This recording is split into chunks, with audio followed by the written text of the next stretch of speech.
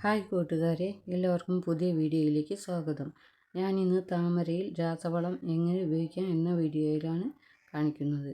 ഞാൻ ഉപയോഗിക്കുന്ന രാസവളം DAP ആണ് കേട്ടോ. ഞാനൊരു ന്യൂസ് പേപ്പർ എടുത്ത് അത് ചെറിയ പീസാക്കി ഇതായി ചെറിയൊരു ടീസ്പൂൺ എടുത്ത് പൊതിഞ്ഞിട്ട് ഇങ്ങനെ ഓരോന്ന് പൊതിഞ്ഞ് ഞാൻ 10 പൊതിയാക്കിയിട്ടുണ്ട്. എനിക്ക് 10 ഡപ്പിൽ രാസവളം ഉപയോഗിക്കാനുള്ളതാണ്. അതുകൊണ്ടാണ് 10 പൊതിയാക്കി വെച്ചത്. ഇനി പൊതിഞ്ഞത് ഇത് ബേബി ക്യൂൻ എന്ന വെറൈറ്റിയുടെ ടബാണ്. ഇതിൽ 1-2 പൂവ് ഇട്ടിട്ടുണ്ട്. എന്നാലും ഞാൻ ഇതിൽ നിറയെ പൂവുന്ന വെറൈറ്റിയാണ് കേട്ടോ. അതിൻ്റെ നടുക്ക് കാരണം ടബിൻ്റെ നടുക്ക് കാരണം ട്യൂബറിൻ്റെ വേരൊന്നും ഇല്ലാതെ നടുക്ക് ഇതാക്കും. ട്യൂബറിൻ്റെ വേരിലൊന്നും പെടാൻ പാടില്ല. ഒരു ടബിൽ വെച്ച് അടുത്ത ടബിൽ വെക്കാനാണ് രണ്ടാമത്തെ ടബ്. എനിക്കൊരു 8-10 ടബിൽ വെക്കാണ്ട്, കാരണം അതിലൊക്കെ പൂവ് കുറവാണ്.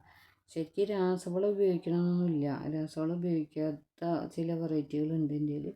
അതിലൊക്കെ വലിയ പൂവുണ്ട്. അതിലൊന്നും രാസവളം ഉപയോഗിച്ചിട്ടല്ല. പക്ഷേ ഇതിലൊക്കെ പൂവ് കുറവാണ്. അതേമാതിരി ഒരു മൊട്ട് വിരിഞ്ഞ് കഴിഞ്ഞ് കുറേ കഴിഞ്ഞിട്ട് അടുത്ത മൊട്ടിടുന്നു.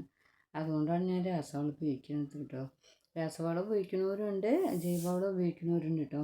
ജൈവവളം എന്ന് പറഞ്ഞാൽ ആട്ടുംകാട്ടപ്പൊടിയോ ചാണകപ്പൊടിയോ ഒക്കെ എടുത്ത് ഇതേമാതിരി പൊതിഞ്ഞ് ഇതേമാതിരി ടബിൻ്റെ താഴെ വെക്കുക കേട്ടോ. ഞാൻ രാസവളമാണ് ഇപ്പോൾ ആദ്യത്തെ വളം ഉപയോഗിച്ചൊരു 17 ദിവസം കഴിഞ്ഞിട്ടാണ് രണ്ടാമത്തെ DAP. എല്ലാവരും രാസവളം ഉപയോഗിക്കുന്നില്ല, കാരണം വെറും ജൈവവളം മാത്രം ഉപയോഗിക്കുന്നവരുണ്ട്. ഞാൻ ഇത് പൂവ് കുറവായിട്ടുള്ള അത് ഉപയോഗിക്കുന്നത് മാത്രം. ഏറ്റവും നല്ല ജൈവവളം തന്നെയാണ്. ഇത് ഐശ്വര്യയാണ് കേട്ടോ.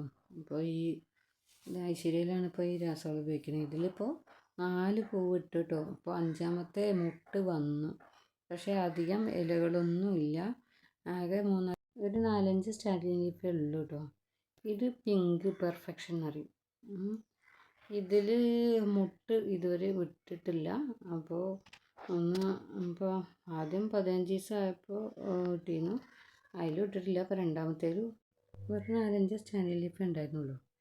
ഇത് സാറ്റ എന്ന വെറൈറ്റി കേട്ടോ. സാറ്റയിൽ ഒരു മുട്ട് വന്നിരുന്നു, അത് കരിഞ്ഞു പോയതാണ്.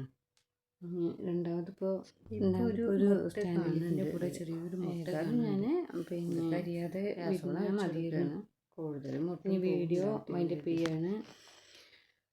ഈ വീഡിയോ നിങ്ങൾക്ക് ഇഷ്ടമായാൽ ലൈക്ക് ചെയ്യാനും ഷെയർ ചെയ്യാനും സബ്സ്ക്രൈബ് ചെയ്യാനും കമൻറ്റ് ചെയ്യാനും മറക്കല്ലേ. ഇനി അടുത്ത വീഡിയോയുമായി വീണ്ടും കാണാം.